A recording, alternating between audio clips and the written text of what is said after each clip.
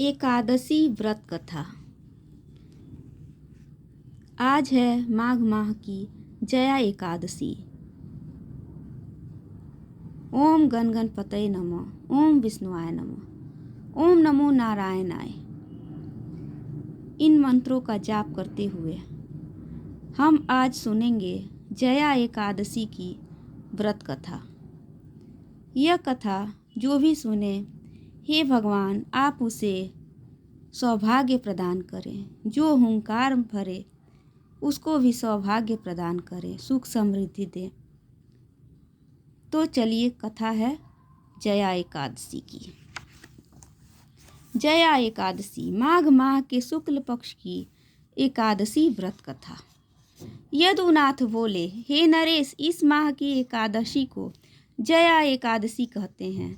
इस उपवास से भूत प्रेत योनि से छुटकारा मिलकर श्रेष्ठ योनि मिलती है। इस एकादशी उपवास को भी नियमानुसार व विधि पूर्वक करना चाहिए। मैं तुम्हें इसकी कथा सुनाता हूँ, चित्त लगाकर यह कथा सुनो। स्वर्ग लोक में इंद्र का राज्य था।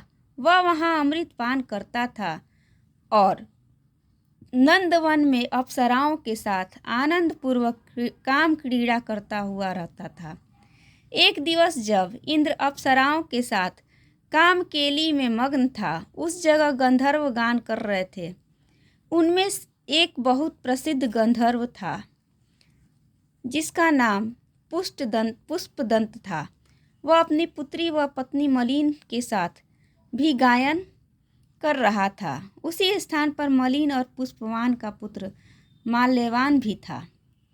वहाँ पर गायन करती हुई पुष्पवती नाम की एक लड़की माल्यवान पर मोहित हो कामबान से घायल होकर उसने अपने हाव भाव, रूप, सौंदर्य आदि से माल्यवान को अपने प्रेम जाल में फंसा लिया। पुष्पवती अत्यंत सुंदर थी। वह उसके नैन नक्श और कटाक्ष भी अत्यंत मोहित करने वाले थे। पुष्पवती के असाधारण सौंदर्य से प्रभावित हो माल्यवान भी उस पर आसक्त हो गया। वे दोनों कामदेव के वश में हो सब कुछ भूल गए, परंतु इंद्र के आदेश पर उन्हें सभा में अन्य अप्सराओं के साथ नाचना पड़ा। परंतु कामासक्त होने के कारण वे दोनों गायन वादन में त्रुटियां कर रहे थे। इंद्र उनकी कामातुर अवस्था देख अत्यंत कुपित हुआ और उसने उन दोनों को श्राप दे दिया और कहा, हे मूर्खों, तुम दोनों ने मेरा अपमान किया है, इसलिए तुम स्त्री पुरुष के रूप में मृत्यु लोक में जाकर पिशाच का रूप धारण करो और अपने दुष्कर्मों का फल भोगो। इंद्र के श्राप के कारण वे दोनों पृथ्वी पर आकर हिमालय पर्वत पर पिशाच वन वन घूमने लगे और पिशाच वन जीवन बिताने लगे। उन्हें गंध, रस, स्पर्श आदि का भी अनुभव नहीं होता था। वे दोनों बहुत दुख पा रहे थे। दुख के कारण रात दिन वे एक क्षण भी सो नहीं पाते थे।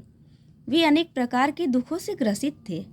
जहाँ पर वे ठहरे थे वहाँ पर भयंकर सर्दी थी, जिसके कारण उनके रोमकूप खड़े हो रहे थे तथा दांत भी किटकिटा रहे थे।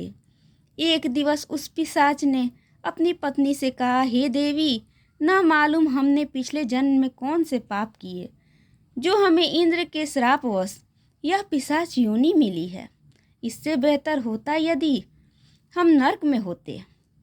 इस प्रकार के विचारों में लीन रहकर वे समय बिता रहे थे। दैवी कृपा से एक दिवस जब माघ माह के शुक्ल पक्ष की जया एकादशी थी, तो उन दोनों ने निराहार रहकर दिन व्यतीत किया। उस दिन उन्होंने कोई दुष्कर्म भी नहीं किया। दिन में वे दोनों केवल फल फूल ही खा रहे थे और दुखित हो पीपल के वृक्ष के नीचे ही बैठे रहे। सूर्यदेव भी सायंकाल बीतने पर अस्त हो गए। रात्रि भर वे ठंड के कारण एक दूसरे से लिपट कर बैठे रहे। अगले दिन प्रातःकाल सूर्योदय से पूर्व ही दोनों का देहावसान हो गया। मरणोपरांत वे दोनों दिव्य रूप धारण कर सुंदर वस्त्राभूषणों से अलंकृत हो गंधर्व के रूप में विमान में बैठ देवलोक चले गए। आकाश मार्ग पर देवों और गंधर्वों ने उनकी स्तुति की और पुष्प वर्षा की।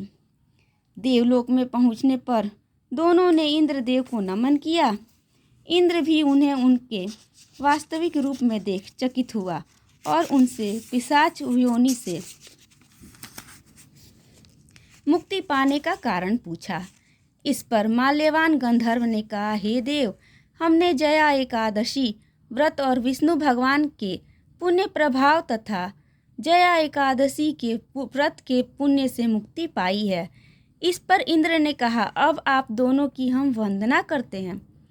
यह सब जया एकादशी व्रत का प्रभाव था तथा शिव तथा विष्णु भक्तों को हम वंदना योग्य मानते हैं।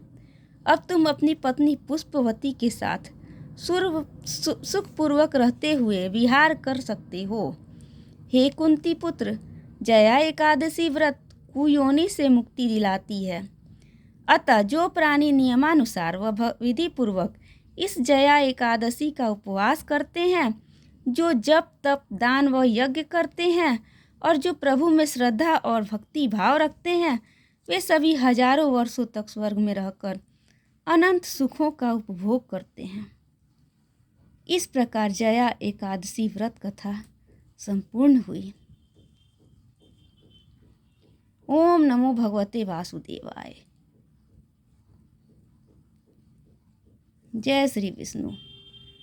जय तुलसी मैया की। जय महालक्ष्मी माता की। ओम नमो नारायणाय। ओम नमो नारायणाय।